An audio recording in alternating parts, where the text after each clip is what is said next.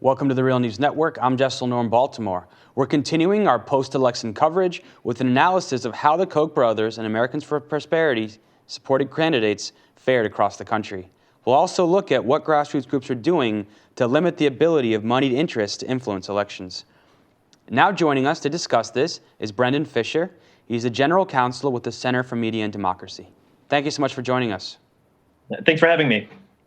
So Brendan, the media is kind of fixated on some of the bigger races in the governor's race in Virginia and New Jersey and New York. But can you give us a quick rundown of some of the local election results that the Koch brothers and Americans for Prosperity were involved in, and kind of how some of those smaller local elections that didn't get as much attention, how those kind of played out? Sure. Well, so the Koch brothers were involved in some of those more high-profile races. David Koch gave $50,000 directly to Ken Cuccinelli, who lost his election. David Koch also gave $200,000 to a super PAC supporting Loda in New York. And the fact that he was able to give $200,000 was actually the result of an earlier court decision just a few months ago, following Citizens United striking down the New York State limitations on independent expenditure groups, which basically opened the door to super PACs and opened the door to David Koch's $200,000 contribution to Loda in New York. But there were also smaller local races that the Kochs and David Koch's Americans for Prosperity were involved in.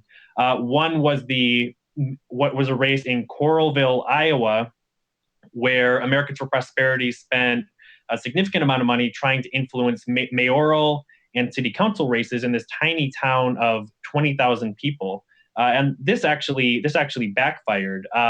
Even conservatives in the community who supported the general principles that AFP purported to represent said that they didn't like this outside group coming in and spending all this money in their community. The Koch brothers also spent a significant amount of money in Douglas County, Colorado, in a school board race. And in that race, they actually were successful. They spent an astounding $350,000 to help elect 4 candidates to the school board. Interestingly, they used the same "It's Working" campaign slogan as Americans for Prosperity used in Wisconsin back in 2012 to support the retention of Governor Scott Walker in his recall election. And in some news out of California, some Koch brothers groups, related groups, were recently found to have violated California's campaign finance disclosure laws, and they'll pay a record fine.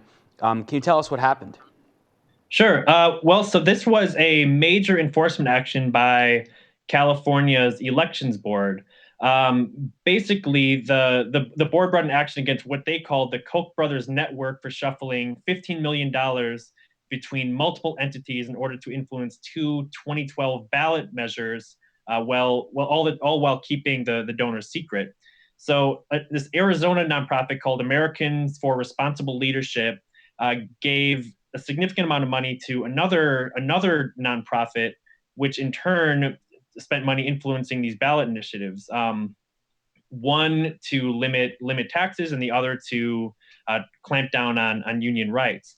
And as a result of this enforcement action, the California Elections Board discovered that basically that there was a daisy chain, a dark money shell game, this effort to shuffle the money between multiple nonprofit entities in order to keep donors in the dark about who was trying to buy their vote and who was trying to influence elections. And at least 2 of those groups, the Center to Protect Patient Rights and the American Future Fund, have received significant amounts of money from the Koch brothers network. And the Center to Protect Patient Rights basically exists as a conduit for Koch money.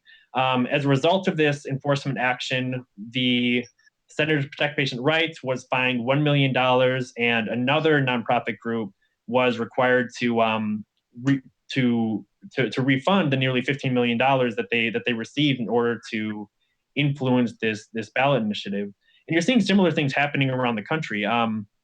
In Wisconsin, back in the recall elections, I saw we've begun to see multiple pots of money shifted between different nonprofit groups, basically with the purpose of keeping voters in the dark about who's trying to influence their vote, who's trying to influence their democracy, and in the end, who's actually trying to buy influence and access to candidates. Because you can be sure that even if these donors are not making their identities known to voters, they are making their identities known to candidates, and they're probably going to expect something in return.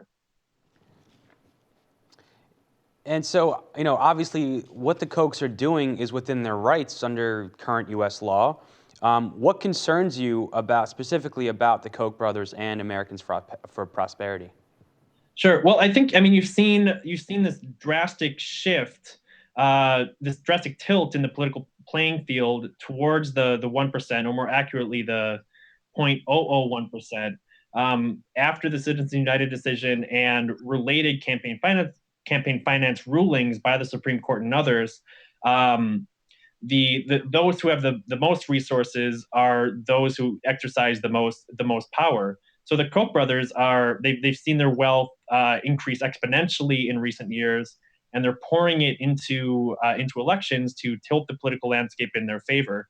And that's hugely problematic. I mean, our democracy is premised on the notion of one person, one vote, and if you have a small segment of the population that's able to completely shift the political landscape and set the terms of the debate, and decide what policies are important, which policies are being discussed, which policies are being talked about, that's a major problem. And they're doing it both with independent expenditures through groups like Americans for Prosperity, but also through direct campaign contributions. And I think if you speak to any elected official, they'll tell you that they have to spend a significant amount of their time on the phone with donors, going to fundraisers, and what they end up doing is spending more time with people who can give them money rather than spending time with the people who they actually represent.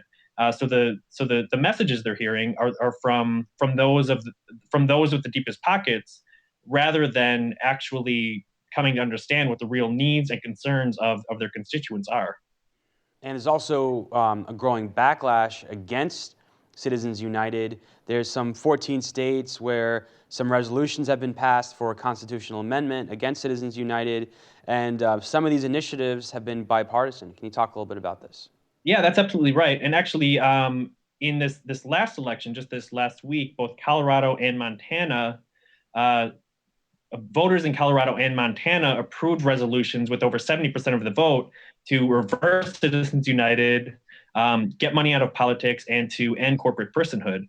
And you've seen over a dozen states at this point pass these resolutions calling on Congress to amend the Constitution and to get money out of politics. One of the really interesting races you're seeing right now, or one of the really interesting states where you're seeing this action happen right now, is in Arkansas. And Arkansas is a deeply red state, but there's a petition happening where if the activists can get 63,000 signatures, they'll put a Citizens United referendum on the ballot for next November. And if that's successful, if voters do approve that referendum, it would be the first Southern state to approve this type of resolution. And I think all of this together, both the fact that Arkansas seems to be moving towards a resolution, and that states like Montana, which are pretty red, which voted for Mitt Romney in the last presidential election, the fact that a state like Montana can approve a resolution with 70% of the vote, a resolution to get money out of politics with over 70% of the vote, really shows that this is a genuinely bipartisan issue, that the majority of Americans want their voices to be heard in a democracy, and they don't want the Citizens United ruling to continue to allow wealthy donors to reshape American politics according to their mold. Brendan Fisher, thank you so much for joining us.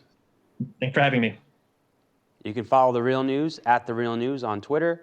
You can tweet me at Jessel Noor with questions, comments, concerns, anything you want. Thank you so much for joining us.